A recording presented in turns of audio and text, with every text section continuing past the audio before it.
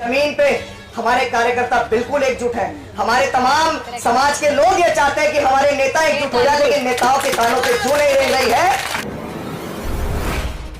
जिंदाबाद है, जिंदाबाद था और जिंदाबाद रहेगा।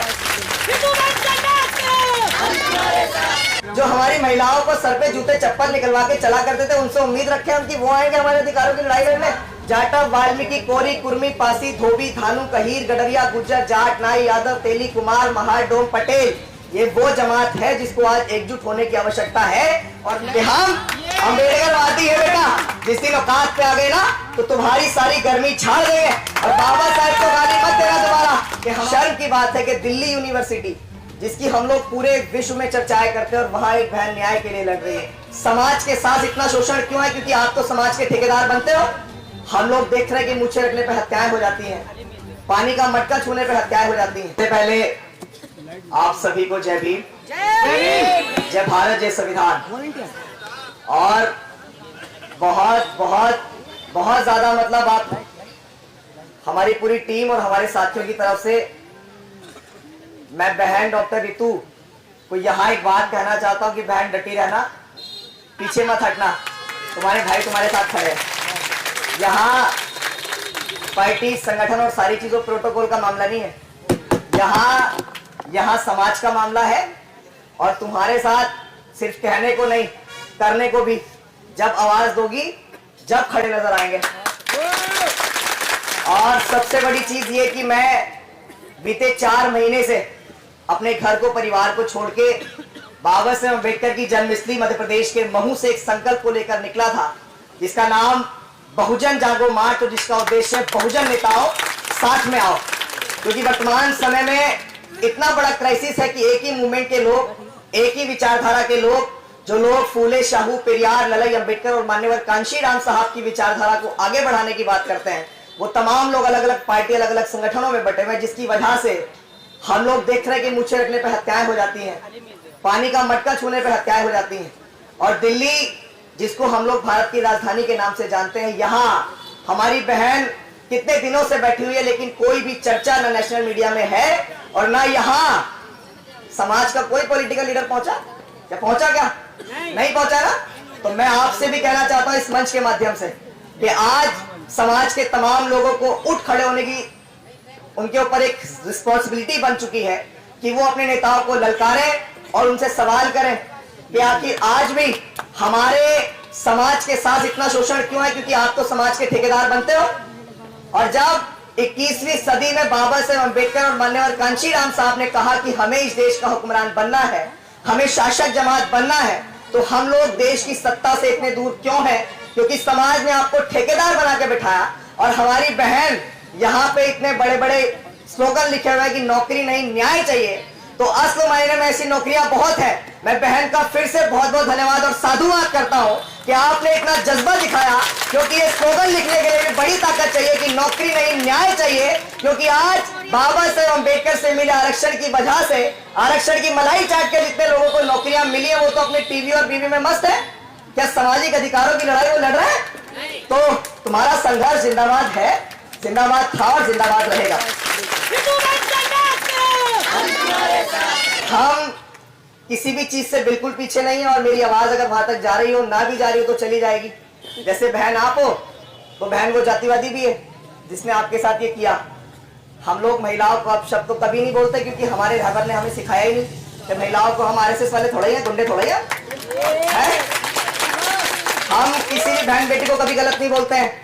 भाई उनकी सरकार है, वो अपने राइट्स दिखा रहे हैं। लेकिन मैं यहाँ सिर्फ इतना कहूंगा कि रहा के दरिया का किनारा भी कभी आएगा। अभी संघर्ष कर रहे हैं, वक्त उनका है तो क्या हुआ, वक्त तो कभी हमारा भी आएगा।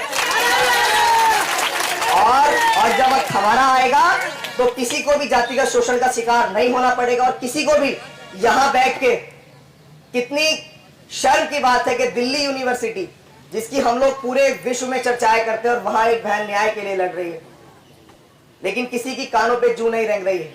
आप सबसे फिर निवेदन करूंगा कि आज समझ भी आ गया होगा कि किसी एक पार्टी की कट्टरपंथी छोड़ के, किसी एक नेता की कट्टरपंथी छोड़ के हमें तमाम नेताओं को ललकारना पड़ेगा और सवाल करना पड़ेगा। क्योंकि आने वाला लोकसभा का इलेक्शन, मैं बड़ी ईमानदारी से कह रहा हूं, मैं कोई पॉलिटिकल व्यक्ति नहीं हूं, ना मैं यहाँ कोई संगठन बनाने आज आया हूँ, मैं सिर्फ लोगों को संगठित करने आया हूँ। और जितनी भी हमारे समाज के अंदर पार्टियां, दल और नेता बने हुए हैं, अगर हम लोग नेताओं की बात करें तो हम लोग एक से एक नेता समाज के अंदर पैदा कर चुके हैं जिन्होंने मूवमेंट को बहुत अच्छा बढ़ाया। मान्य बहन जी है, चंद्रशेखर आजाद है, उदित राज है, वामन मेश्राम है, प्रकाश अंबेडकर, रामदास अठावले, चिराग पासवान। अगर हम बहुजन समाज की बात करें तो अखिलेश यादव, जयंत चौधरी, बाबा साहेब अम्बेडकर ने और मान्यवर कांशीराम साहब ने जिनको बहुजन बताया, जाटव, वाल्मीकि, कोरी, कुर्मी, पासी, धोबी, धानु, कहीर, गडरिया, गुज्जर, जाट, नाई, यादव, तेली, कुमार, महार, डोम, पटेल, ये वो जमात है जिसको आज एकजुट होने की आवश्यकता है।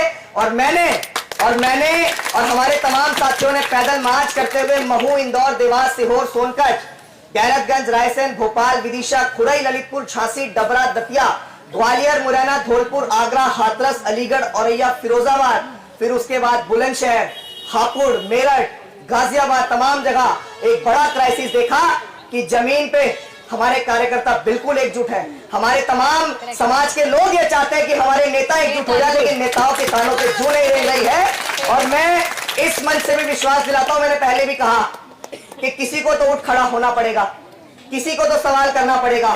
काफी लंबे समय से प्रयास कर रहे थे कि कोई तो निकल के आए जो अपने नेताओं को ललकारने का प्रयास करे कि संघर्ष अपनों के साथ है और अपनों के खिलाफ खड़े होने के लिए वाकई में बहुत दम चाहिए। हमने देख लिया वहां से यहां तक। और मैं आप सबके सामने विश्वास के साथ कहना चाहता हूं कि आपके साथ तो खड़े ही है। जो सामाजिक परिवर्तन की मुहिम मान्यवर कांशीराम साहब ने चलाई, उसके बाद व्यवस्था परिवर्तन की मुहिम, हम सिर्फ उसको बढ़ाने आए हैं। और वो जब तक नहीं बढ़ सकती जब तक हमारे नेता एकजुट नहीं होंगे। आप लोग लिख के रख लो। और आज आपको अपने नेताओं के गले की वो हड्डी बनना पड़ेगा जो ना उन पे निगली जाए और ना उगली जाए। और अगर आपने ऐसा नहीं किया तो आने वाले लोकसभा के इलेक्शन में फिर कुछ होगा। और शायद बहुत सारे लोग, मैं यहां से क्या कहूं किसी को, तकलीफ तो ये होती है ना कि अपनों के खिलाफ बोले भी तो क्या, अपने लोगों के खिलाफ कितना बोले। क्या हमारी आबादी इस देश में सबसे ज्यादा दुख और तकलीफ इस बात की है कि आर्ट फैकल्टी दिल्ली जाम हो जाना चाहिए था, अब तक नहीं हुआ। हो जाना चाहिए था या नहीं हुआ बताओ? दिल्ली जाम होना चाहिए था। क्या हमारी बहन के हौसले इतने कमजोर है कि वो सिर्फ आर्ट फैकल्टी के गेट पे सिकुड़ के रह गए? क्या हम लोग इतने कमजोर हैं? मैं तो अपने नेताओं को ललकारना चाहता हूं कि तमाम लोगों के प्रदर्शन होते हैं, तमाम लोग पहुंचते, यहाँ क्यों नहीं आ रहे हैं? सही बात, क्यों नहीं पहुंच रहे हैं?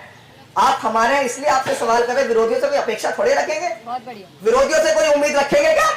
जिन लोगों ने हमारे पुरखों को मान सम्मान स्वाभिमान से कभी खाट पर नहीं बैठने दिया गया, जो हमारी महिलाओं को सर पे जूते चप्पल निकलवा के चला करते थे, उनसे उम्मीद रखे हम कि वो आएंगे हमारे अधिकारों की लड़ाई लड़ने?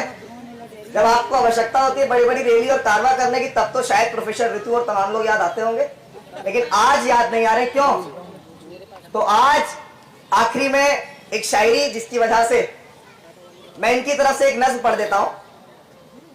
हो आपके सारी हदों से गुजर जाएंगे, हो मत समझना डराने से डर जाएंगे, हो मौत के नाम का खौफ देता है क्यों, मौत जिस रोज आएगी मर जाएंगे, हो मौत जिस रोज आएगी मर जाएंगे। हमें ऐसा बनना है कि हमको जालिम का तरफदार नहीं लिख सकते, कम से कम वो हमें लाचार नहीं लिख सकते। और जान हथेली पर लिए जो बोल रहे हैं सच, उसे इस देश के बिकाऊ अखबार नहीं लिख सकते। और बस आप डटी रहना, और हम लोग आपके साथ खड़े हैं जैसे भी हैं, जिस भी परिस्थिति में है। अब दिल्ली के अंदर आ चुके हैं और जब भी आप बुलाओगे खड़े नजर आएंगे। और वक्ता भी है, समय बहुत कम है। एक आखिरी में एक शायरी और उसके बाद अपनी बात को खत्म करेंगे। हम अम्बेडकरवादी हैं बेटा, कि हम अम्बेडकरवादी है बेटा। जिस दिन औकात पे आ गए ना तो तुम्हारी सारी गर्मी झाड़ गई है। और बाबा साहब को गाली मत देना दोबारा कि हमारी बहन बेटे के ऊपर शोषण करने की मत सोचना दोबारा, वरना हम भी कानून भूल गए ना तो जितनी तुम्हारी लंबाई है उससे दुगना जमीन में गाड़ गए।